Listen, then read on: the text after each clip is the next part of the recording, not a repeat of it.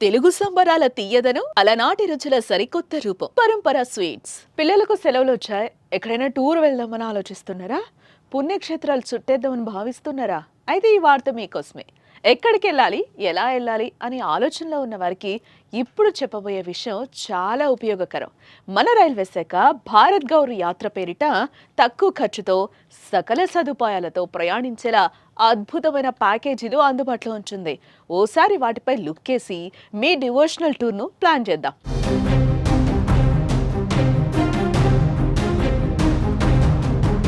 భారతదేశం వేద నాగరికతల గల గొప్ప చరిత్రతో కూడిన పురాతన దేశం. ఎన్నో పుణ్యక్షేత్రాలు, ప్రసిద్ధ దేవాలయాలకు నెలవు. దేశంలో ఎక్కడికి వెళ్ళినా పురాతన కట్టడాలు, ఆశ్చర్యపరిచే నిర్మాణాలు, దేవుళ్ళు కొలువుదీరిన పుణ్యక్షేత్రాలు కనిపిస్తాయి. అయితే చాలా మంది ప్రజలకు వాటిని దర్శించాలంటే ఎలా వెళ్ళాలి అనేది పెద్ద సమస్య, ఖర్చు కూడా అధికం అనుకుంటారు. అయితే అలాంటి వారి కోసం రైల్వే శాఖ ప్రత్యేక రైళ్లను నడుపుతోంది.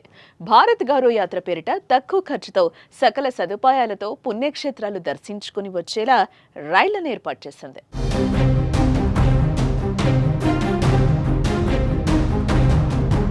ఐఆర్సీటీసీ టూరిజం భారత గౌరవ్ టూరిస్ట్ ట్రైన్ ద్వారా గురుకృప యాత్ర పేరుతో ప్యాకేజ్ని తీసుకొచ్చింది. ఈ ప్యాకేజ్ మొత్తం 9 రాత్రులు 10 పగళ్ళు ఉంటుంది.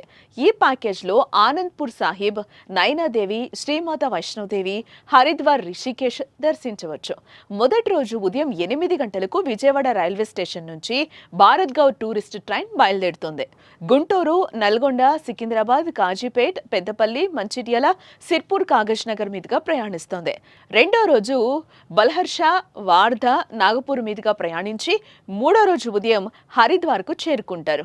హోటల్లో చెక్ ఇన్ అయ్యి ఫ్రెష్ అప్ అనంతరం మాన్సాదేవి ఆలయం దర్శించుకుంటారు. ఆ సాయంత్రం గంగా హారతి వీక్షిస్తారు. నైట్ హరిద్వార్లో స్టే చేస్తారు.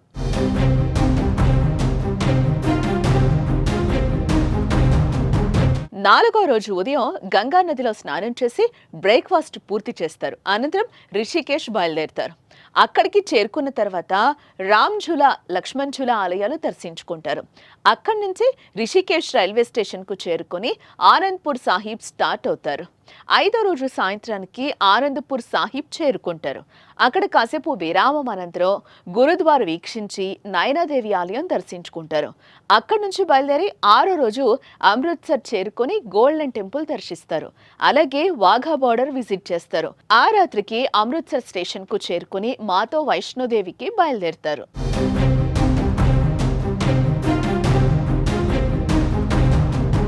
ఇక ఏడో రోజు మాతా వైష్ణోదేవి కత్రా రైల్వే స్టేషన్ కు చేరుకున్నాక అక్కడి నుంచి హోటల్ కు తీసుకెళ్తారు. అక్కడ వైష్ణోదేవి దర్శనానికి సంబంధించిన రిజిస్ట్రేషన్ వివరాలు ఫిల్ చేస్తారు.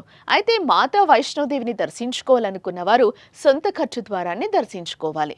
ఆ రాత్రికి అక్కడే స్టే చేస్తారు. ఇక ఎనిమిదో రోజు మాతా వైష్ణోదేవి కత్రా రైల్వే స్టేషన్ నుంచి తిరుగు ప్రయాణం అవుతారు. ఇక 9వ రోజు మొత్తం రైలు ప్రయాణం ఉంటుంది. 10వ రోజు నాగపూర్, వార్ధా, బల్హర్షా, కాగజ్ నగర్, మంచిర్యాల, పెద్దపల్లి, కాజీపేట్, సికింద్రాబాద్, నల్గొండ, గుంటూరు, విజయవాడకు రాత్రి 11:45 చేరుకోవడంతో టూర్ ముగుస్తుంది.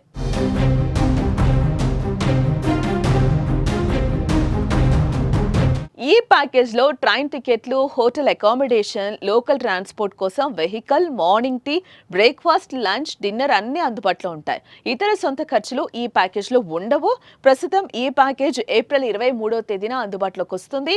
స్లీపర్ క్లాస్లో పెద్దలకు 18,510 రూపాయలు కాగా 5 నుంచి 11 సంవత్సరాల చిన్నారులకు 17,390 రూపాయలుగా ఉంది.